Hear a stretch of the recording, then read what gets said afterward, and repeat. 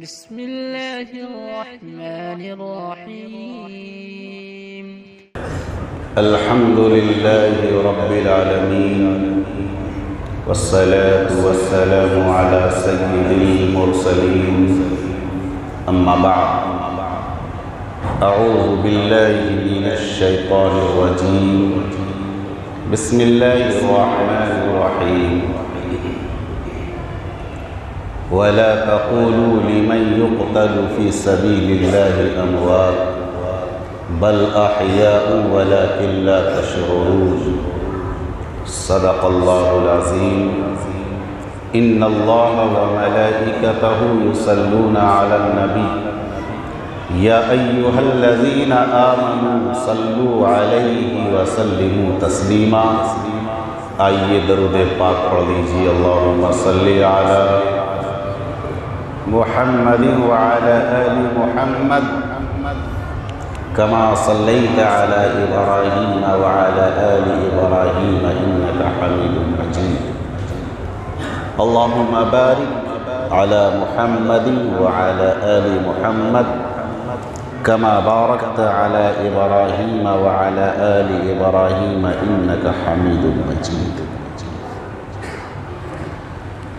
محترم حاضرین جمعہ، قابل قدر بزرگوں، میرے نوجوان بھائیوں، پیارے بچوں، عفت مآب خواتین اسلام،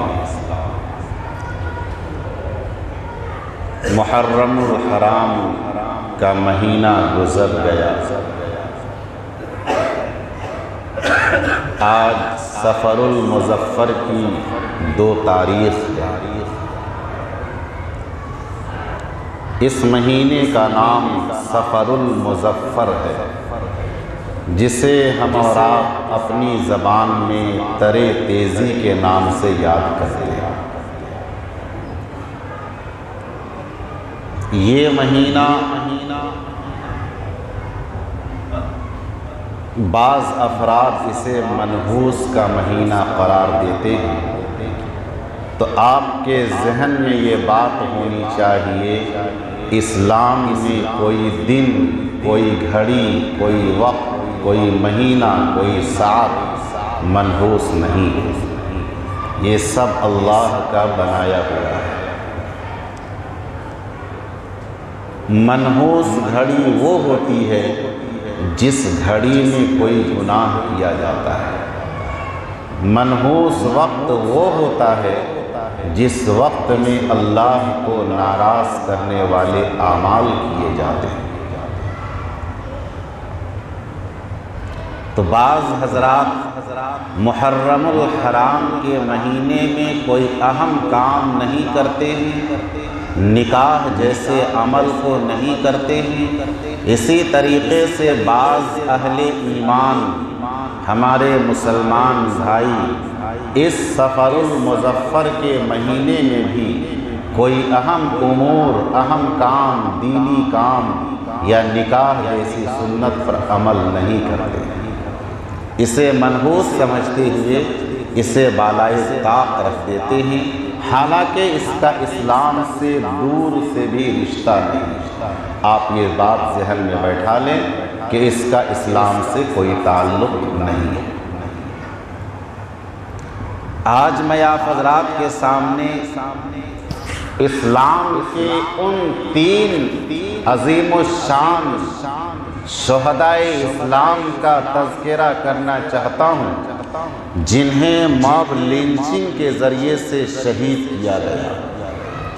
ہمارے پورے دیش ملک ہندوستان کے اندر موب لنچنگ کے کئی حادثات اور کئی واقعات ہوئے ہیں۔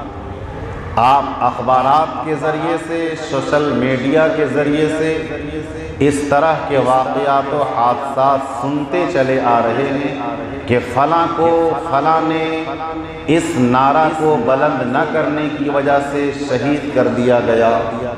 تو آخر یہ موب لنچنگ صرف اسی وقت اس کی ایجاد ہوئی ہے یا اس کا تعلق مذہب اسلام کی تاریخ سے بھی کہیں سے ملتا ہے؟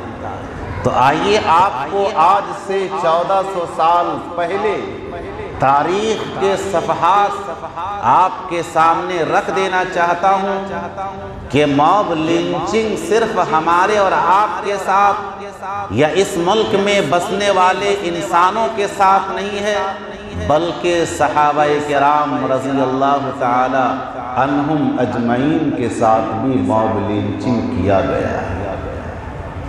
موب لنچنگ کا دوسرا نام ہجومی تشدد، چند افراد مل کر کے ایک شخص پر ظلماً کسی پر قتل کرنا یا اس کی ہڈی کو توڑ دینا، بدن ہاتھ کا ریزہ ریزہ کر دینا، ان کے بدن کو پھاڑ دینا، یہ موب لنچنگ ہے۔ اور آپ کو یہ معلوم ہونا چاہیے کہ آپ کے صوبہ بنگال کی حکومت نے بل پاس کر دیا ہے کہ اگر کوئی کسی کو ظلماً بغیر کسی وجہ کے موب لنچنگ کرتا ہے، کسی کو قتل کر دیتا ہے، تو اس کی سزا یا تو پھانسی ہوگی یا عمر قید کی سزا سنائی جائے گی اور 5 لاکھ کا جرمانہ عائد کیا جائے گا۔ آئیے آپ حضرات کو موب لنچنگ کے حوالے سے تاریخ اسلام کے پنوں کو آپ کے سامنے رکھتا ہوں کہ ہمارے صحابہ کرام کے ساتھ بھی موب لنچنگ ہوئی ہے۔ اگر ہمارے ساتھ موب لنچنگ ہوتی ہے تو ہمارا اس وقت کیا کردار ہونا چاہیے اور کیا عمل ہونا چاہیے، صحابہ کرام کی تاریخ کو اپنے سامنے رکھتے ہوئے اس موب لنچنگ کا شکار اگر ہم اور آپ ہو جاتے ہیں اس پر عمل کرنا ہے۔ نبی اکرم صلی اللہ علیہ وسلم کی خدمت عالیہ میں قبیلہ ازل و قارن کے کچھ لوگ آتے ہیں اور آنے کے بعد عرض کرتے ہیں کہ اے پیارے محمد صلی اللہ علیہ وسلم، آپ ایسا کیجئے، ہمارے محلے کے لوگ، ہمارے علاقے کے لوگ اسلام سے روشناس ہونا چاہتے ہیں، اسلام سے محبت کرنا چاہتے ہیں، اسلام قبول کرنا چاہتے ہیں، آپ ایسا کر دیجئے، اپنے چند صحابہ کرام کو تیار کر کے میرے حوالے کر دیجئے تاکہ میں انہیں لے کر کے اپنے قبیلے میں جاؤں اور وہاں پر اسلام کی تبلیغ کرے، اسلام کا پرچار و پرسار کرے۔ آقا دو عالم علیہ السلام تو ہر وقت چاہتے ہی تھے کہ کس طریقے سے اسلام کی تبلیغ، کس طریقے سے گھر گھر کے اندر اسلام اور ایمان اور قرآن کا چراغ جلے۔ ہمارے پیارے نبی تو ہر وقت یہی چاہتے تھے۔ نبی اکرم علیہ السلام نے 10 صحابہ کرام کا قافلہ تیار کیا اور ان قافلے میں اس قافلے کا امیر حضرت عاصم رضی اللہ تعالی عنہ کو مقرر کیا اور اس جماعت اور اس قافلے کا معزز ممبر حضرت خبیب، حضرت عبداللہ ابن طارق اور حضرت زید ابن وسنہ رضی اللہ تعالی عنہ اجمعین، ان 3 صحابہ کو اس جماعت کا معزز ممبر بنایا گیا اور اس جماعت کا امیر کون تھا؟ حضرت امیر عاصم رضی اللہ تعالی۔ قافلہ تیار ہو گیا، اب نبی اکرم علیہ السلام نے اپنے پیارے صحابہ کو تیار کر کے روانہ کر دیا اور فرمایا کہ میرے پیارے صحابہ جاؤ، اسلام کی تبلیغ و پرچار و پرسار کرنے کے لیے تیار ہو جاؤ۔ اب صحابہ کرام دین کی تبلیغ کا اپنے دل کے اندر ولولہ لے کر کے گھر سے نکلتے ہیں، لیکن جیسے ہی راستے میں گئے کچھ دور نکلنے نہیں پائے تھے کہ اسی قافلے میں جس قافلے کا وفد آپ کی خدمت میں آیا تھا اس میں سے ایک شخص نے غداری کرتے ہوئے قبیلہ بنو لحیان کی خدمت میں جا کر کے یہ پیغام دے دیا کہ محمد مصطفیٰ کا سپاہی، محمد مصطفیٰ کا غلام آ چکا ہے، لہٰذا موب لنچنگ کے لیے تیار ہو جاؤ، موب لنچنگ کے لیے تیار ہو جاؤ، حملہ کرنے کے لیے، ہجومی تشدد کے لیے تیار ہو جاؤ۔ اب دھیرے دھیرے نبی پاک علیہ السلام کے پیارے صحابہ پر حملہ کرنے کی تیاری ہونے لگی۔ حضرت امیر عاصم رضی اللہ تعالی عنہ نے حالات کو بھانپ لیا، انہوں نے حالات کو بھانپ لیا، اپنے پیارے ساتھیوں سے فرمایا کہ میرے پیارے ساتھی، سارے ساتھی پہاڑ پہ چڑھ جائیں۔ تاریخ یہ گواہی دیتی ہے کہ سارے صحابہ پہاڑ پہ چڑھ گئے۔ جب پہاڑ پہ چڑھ گئے دشمنوں نے دیکھا کہ اب ان سے مقابلہ کیسے کیا جائے۔ دشمن کی جانب سے آواز آتی ہے، اے محمد مصطفیٰ کے ساتھی، نیچے آ جاؤ، ہم تم کو اپنی پناہ میں لینے کو تیار۔ عرب کے اندر یہ بات پتھر کی لکیر پہ لکھی جانے کی بات تھی کہ اگر کوئی کہہ دے کہ میں تجھے اپنی پناہ میں لینے کو تیار ہوں تو اس سے انسان غداری نہیں کر سکتا تھا، لیکن حضرت امام عاصم نے فرمایا کیا اسلام کے دشمن کان کھول کر کے سن لے، میں تیری پناہ میں جانے کو تیار نہیں بلکہ میں خدا کی پناہ میں جا رہا ہوں، میں تیری پناہ میں جانے کو تیار نہیں، مجھے پتا ہے کہ تو میرے ساتھ، میرے صحابہ کے ساتھ، میرے ساتھی کے ساتھ تو غداری کرے گا۔ حضرت امیر عاصم رضی اللہ تعالیٰ عنہ پہاڑ پہ چڑھے رہے، لیکن حضرت زید ابن وسنہ اور حضرت خبیب رضی اللہ تعالیٰ عنہ یہ دونوں نیچے اتر آئے، اور حضرت عاصم رضی اللہ تعالیٰ عنہ وہیں پر چڑھے رہے۔ اب مقابلہ وہیں سے ہونے لگا۔ حضرت امیر عاصم پہاڑ پہ ہیں اور نیچے اسلام کے کٹر دشمن کھڑے ہیں اور مقابلہ ہونے لگا۔ مقابلہ ہوتے ہوتے حضرت عاصم رضی اللہ تعالیٰ عنہ دیکھا کہ اب میرا خطرے کا وقت آ چکا ہے۔ انہوں نے ایک دعا فرمائی اور دعا فرمائی رب کائنات کے دربار میں، اللہم اخبر عنا رسولک، اے میرے پروردگار میرے معاملات کو میرے آقا کی خدمت میں پہنچا دے، میرے ساتھ یہ معاملہ ہو رہا ہے۔ اس کے بعد ایک دعا کی ہے، کیا دعا کی ہے؟ اللہم انی احمی لک اليوم دینک۔ ان کی زبان سے یہ دعا نکلا ہے، تاریخ نے اس دعا کو ریکارڈ کر دیا ہے۔ کیا دعا کی؟ اللہم انی احمی لک اليوم دینک فاحمی لی لحمی، اے میرے پروردگار میں تیرے دین کی حفاظت کر رہا ہوں۔ اللہم انی احمی لک اليوم دینک، اے میرے رب میں تیرے دین کی حفاظت کر رہا ہوں، تو میرے گوشت میرے جسم کی حفاظت فرما۔ یہ دعا فرمائی کہ میں تیرے دین کی حفاظت کر رہا ہوں، تو میرے جسم کی، میرے گوشت پوست کی حفاظت فرما۔ اب مقابلہ ہوتے ہوتے حضرت عاصم رضی اللہ تعالیٰ عنہ اس شیطان، اس اسلام کے مخالف کے نرغے میں آ گئے۔ اب یہ تو دعا کر چکے تھے، ان کی دعا عرش اجابت سے ٹکرا چکی تھی، عرش الہی سے ان کی دعا ٹکرا چکی تھی اور ان کی دعا قبول ہو چکی تھی۔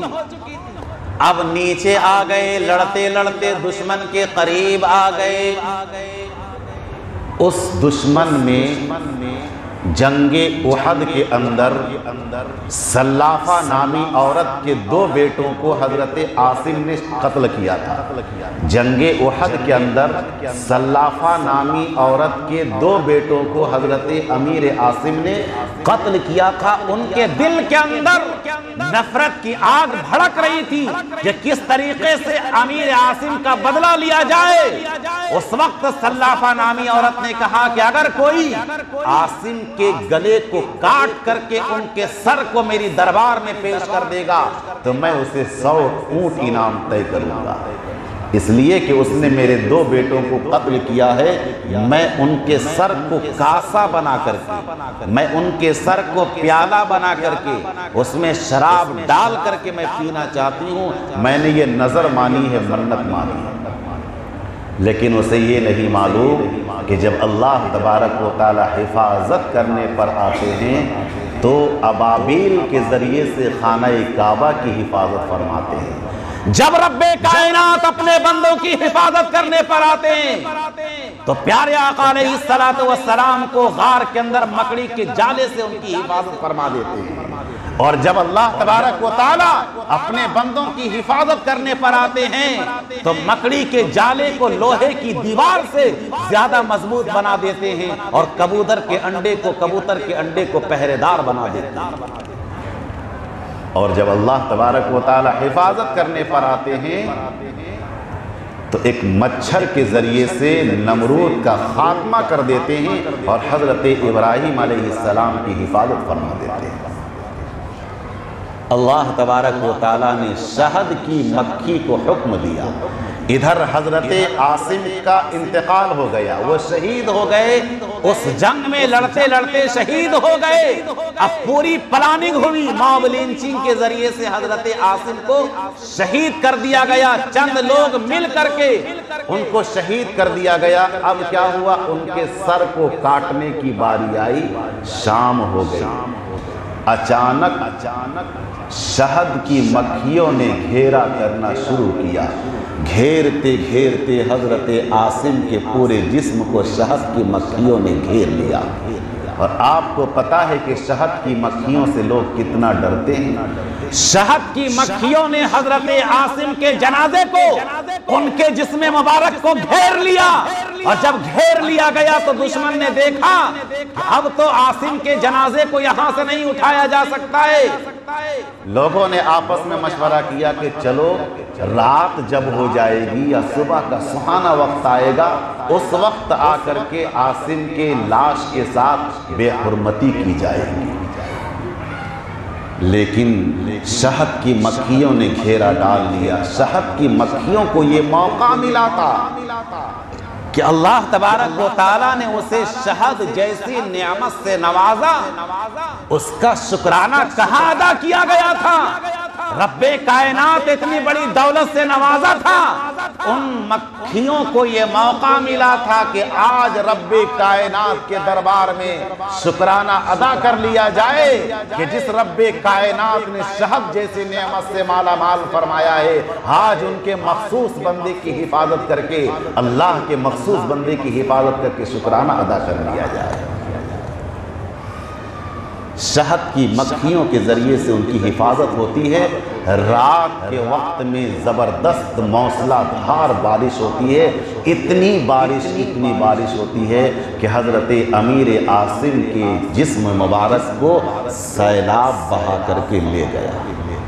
اب ان کے جسم کو لوگ تلاش کرتے رہ گئے، لیکن ان کا جسم مبارک نہیں ملا۔ کیوں نہیں ملا؟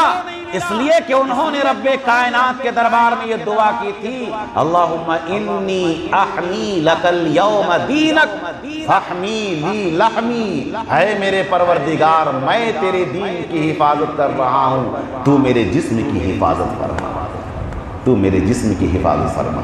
اسی کو حضرت عمر فاروق رضی اللہ تعالیٰ عنہ فرمایا کرتے تھے ایک موقع پر کہ بعض اللہ کے مخصوص بندے تو وہ ہوتے ہیں جن کی زندگی میں حفاظت ہوتی ہے، جس کے جسم میں جان رہتے ہوئے حفاظت ہوتی ہے، لیکن عاصم تو وہ ہے کہ جن کے گزر جانے کے بعد بھی ان کے جسم کی حفاظت ہوتی رہی ہے، ان کے جسم کی حفاظت ہوتی رہی۔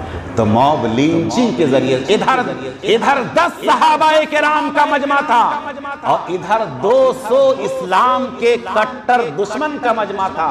اس سے علماء کرام نے نقطہ نکالا ہے کہ ایک ایمان والا 20 مشرک پہ بھاری ہو سکتا ہے، ایک موحد، ایک ایمان والا 20 مشرک پر بھاری ہو سکتا ہے، اس لیے کہ ادھر 10 صحابی تھے اور ادھر 200 افراد کا مجمع تھا، اور ہجومی تشدد کے ذریعے سے، موب لنچنگ کے ذریعے سے ان صحابہ کرام پہ حملہ کیا گیا۔ یہ آج کوئی نئی بات نہیں ہے پوری دنیا کے اندر، جو موب لنچنگ کے حوالے سے باتیں چل رہی ہیں، ہمارے پیارے صحابہ کے ساتھ بھی موب لنچنگ کیا گیا ہے۔ شہید ہو گئے حضرت عاصم۔ اب حضرت زید ابن وسنہ رضی اللہ تعالی عنہما اور حضرت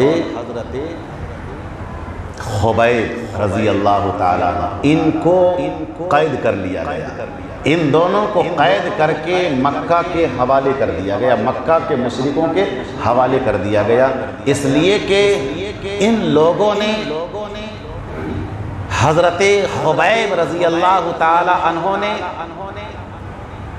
صفوان ابن امیہ یعنی امیہ صفوان کے باپ امیہ کو قتل کیا تھا جنگ بدر کے اندر، اس کا بدلہ لینا تھا، اور حضرت زید رضی اللہ تعالی عنہ نے بھی ان دشمنوں کا مقابلہ کیا تھا جنگ بدر کے اندر، ان کو قید کر کے مکہ کے رئیسوں اور مکہ کے مشرکوں کے حوالے کر دیا۔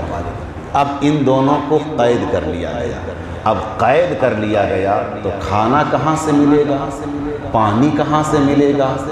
حضرت خبیب رضی اللہ تعالیٰ عنہ کو قید کر لیا گیا، ان کے ہاتھوں میں ہتھکڑی لگا دی گئی، ان کے پاؤں میں بیڑیاں ڈال دی گئی تاکہ کہیں جا نہ سکے، اپنے سے کھانا پانی کا انتظام نہ کر سکے، لیکن جب اللہ تبارک و تعالیٰ کھلانے پر آتے ہیں تو حضرت مریم علیہ السلام کو بے موسم کے پھل کھلا سکتے ہیں، تو کیا نبی کی امت کو بغیر موسم کے بغیر انتظام کے کھانا نہیں دے سکتے؟ دے سکتے ہیں۔ اب حضرت خبیب رضی اللہ تعالیٰ عنہ کو بے موسم کے پھل مل رہا ہے۔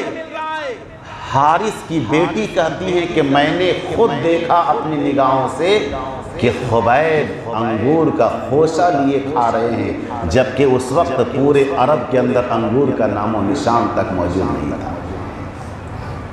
حارث کی بیٹی نے کہا کہ آخر یہ پھل کہاں سے آیا تیرے پاس؟ یہ پھل تجھے کس نے دیا ہے؟ اس وقت حضرت خبیب رضی اللہ تعالیٰ عنہ نے فرمایا کہ جو رب کائنات نے حضرت مریم علیہ السلام کے لیے حضرت زکریا علیہ السلام نے سوال کیا تھا، یا مریم انا لکی ھذا قالت ہوا من عند اللہ، کہ یہ پھل کہاں سے آیا؟ بغیر موسم کے یہ پھل تجھے کہاں سے مل گیا؟ حضرت مریم علیہ السلام نے فرمایا تھا کہ یہ رب کائنات کی جانب سے ملا ہے۔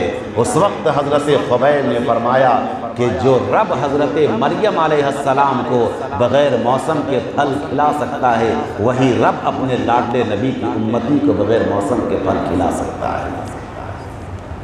جب علماء قید ہوتے ہیں تو کھانا جیل سے ملتا ہے، جب فقہا قید ہوتے ہیں تو کھانا جیل سے ملتا ہے، جب اللہ کا کوئی نیک بندہ قید ہوتا ہے تو کھانا جیل سے ملتا ہے، لیکن حضرت خبیب رضی اللہ تعالیٰ عنہ قید ہوتے ہیں تو کھانا جنت سے آتا ہے۔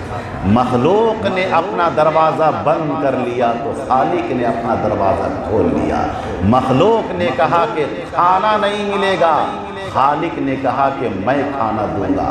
مخلوق نے کہا کہ پانی نہیں ملے گا، خالق نے کہا کہ میں پانی کا انتظام کروں گا۔ اب حضرت خبیب رضی اللہ تعالی عنہ کے اوپر بھی موب لینچنگ ہوئی، پوری تیاری ہو گئی تختہ دار پہ لٹکانے کی، پوری تیاری ہو گئی تختہ دار پہ لٹکانے کی، تو حضرت خبیب نے فرمایا کیا اے حارث کی بیٹی ذرا استرا پیش کر دے، میں چاہتا ہوں کہ استرا کے ذریعے سے میں اپنے جسم کے گندے بال کو صاف کر لوں۔ حارث کی بیٹی جو اسلام سے محبت نہیں کرتی تھی، اس نے جس حارث کو اسی صحابی حضرت خبیب نے جنگ بدر میں قتل کیا تھا، حارث کی بیٹی سے کہا کہ ذرا استرا پیش کر دیا جائے، میں اپنے جسم کے گندے بال کو صاف کر لوں۔ جیسے ہی استرا پیش کیا گیا، ان کے سامنے حارث کی بیٹی کا چھوٹا بچہ سامنے کھیل رہا تھا، وہ بچہ کھیلتے کھیلتے صحابی رسول حضرت خبیب کی گود میں آ گیا۔ جیسے ہی ان کی گود میں آیا، ایک ہاتھ میں استرا تھا اور ایک ہاتھ سے بچے کو گود پہ لیے ہوئے حضرت خبیب۔ اب حارث کی بیٹی نے دیکھا کہ خبیب کے ہاتھ میں استرا ہے، وہ چیخ اٹھتی ہیں، چلا اٹھتی ہیں کہ میرے بچے کا اب خیر نہیں ہے۔ سامنے آتی ہیں، کہتی ہیں کہ میرے بچے کو میرے حوالے کر دو، مجھے ڈر لگتا ہے کہ کہیں تو میرے بچے کو نقصان نہ پہنچا دے۔ اس وقت حضرت خبیب نے فرمایا اے حارث کی بیٹی زینب، کان کھول کر کے سن لے، میں محمد مصطفیٰ کا غلام ہوں۔ کیا کہا؟ کہ میں محمد مصطفیٰ کا غلام ہوں، اور محمد مصطفیٰ کا غلام کبھی بدعہدی نہیں کرتا ہے، کبھی بد کرداری کا معاملہ نہیں کرتا ہے، اور کبھی کسی کے ساتھ غداری کا معاملہ نہیں کرتا ہے۔ اس بچے کو حوالے کر دیا گیا۔ جب حوالے کیا گیا تو اس عورت کے دل پہ تیر لگا۔ کیسا تیر لگا؟ اسلام کا تیر لگا، اسلام کی محبت کا تیر لگا، اور اسی اخلاق نے اس عورت کو کلمہ پڑھنے پر مجبور کر دیا، اور اس نے پڑھ لیا کلمہ لا الہ الا اللہ محمد رسول اللہ۔ اب حضرت خبیب رضی اللہ تعالیٰ عنہ کو میدان میں لے جانے لگے، پھانسی پر لٹکانے کے لیے، تختہ دار پہ لٹکانے کے لیے۔ تو ان کے دشمنوں نے کہا کہ خبیب کوئی آخری تمنا ہے تو بتا۔ اس وقت حضرت خبیب رضی اللہ تعالیٰ عنہ نے فرمایا کہ ہاں، میری آخری تمنا یہ ہے کہ 2 رکعت میں خدا کے دربار میں نماز ادا کر لوں۔ اب نماز کی نیت باندھتے ہیں، رکوع کرتے ہیں، جب سجدے میں جاتے ہیں تو سجدہ ذرا لمبا ہو جاتا ہے۔ عشق نے کہا کہ اور لمبا سجدہ کر، لیکن عقل نے کہا کہ بس کر۔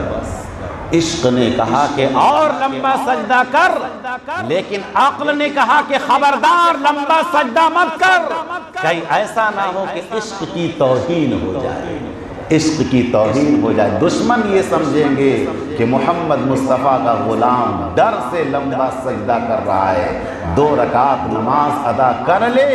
عقل نے کہا کہ 2 رکعت نماز ادا کر لے اور اپنے رب کو راضی کر لے، اور جو سجدے میں مانگنا ہے رب کائنات کے دربار میں جا کر کے مانگ لے۔ اگر لمبا سجدہ کرے گا تو دشمن تجھے تانا دے گا، کہ دشمن یہ تانا دے گا کہ موت کے ڈر سے اس نے لمبا سجدہ کر دیا ہے۔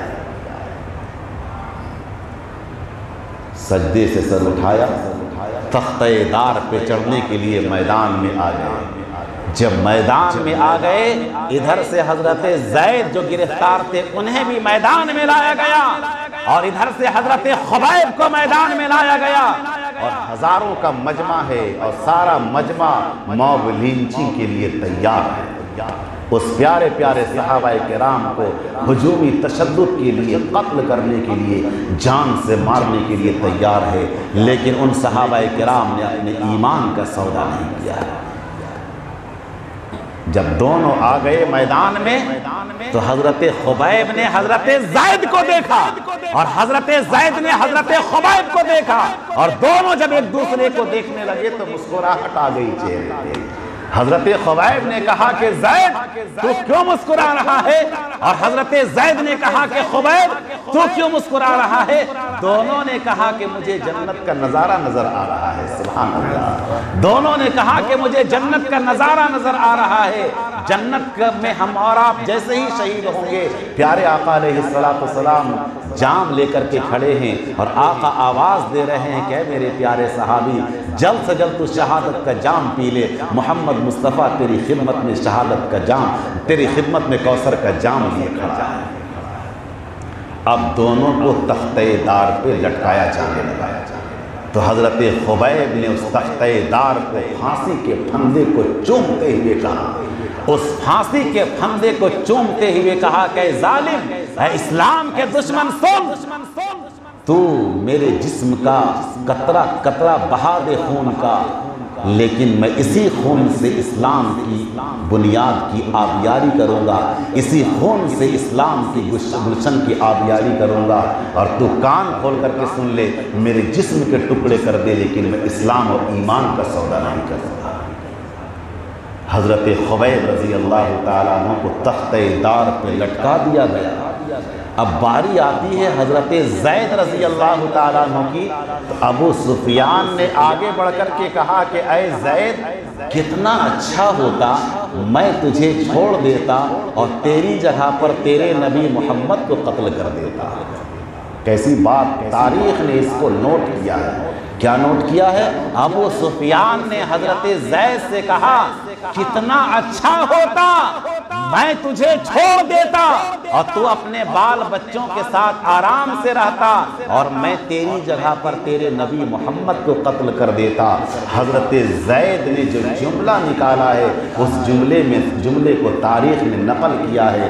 حضرت زید نے فرمایا اے ابو سفیان تو میرے نبی کے قتل کی بات کرتا ہے، میرے نبی کے پاؤں میں کانٹا بھی چبھ جائے تو یہ بھی محمد کا صحابی برداشت نہیں کر سکتا ہے۔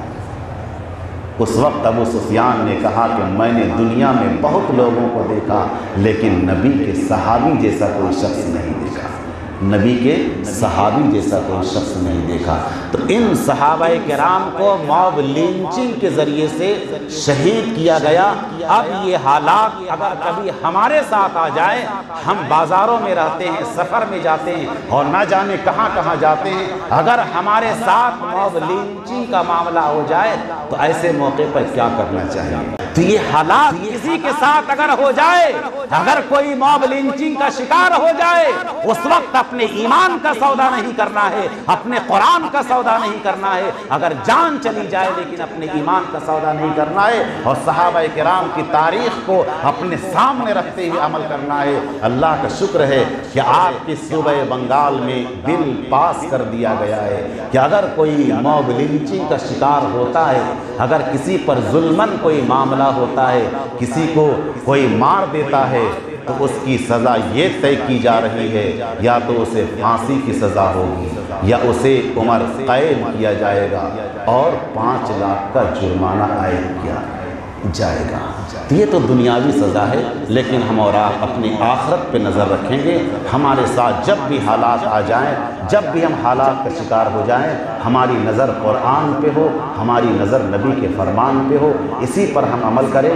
صحابہ کرام کے ساتھ بھی یہ معاملہ ہو چکا ہے، ہمارے ساتھ بھی یہ معاملہ جب ہو تو ہم اسلام پہ قائم رہیں، ایمان پہ قائم رہیں، اپنے عظمت قرآن پہ قائم رہیں۔ رب کائنات ہمیں اور آپ کو ان صحابہ کرام کے نقش قدم پہ چلنے کی توفیق عطا فرمائے۔ آمین۔ وآخر دعوانا ان الحمدللہ۔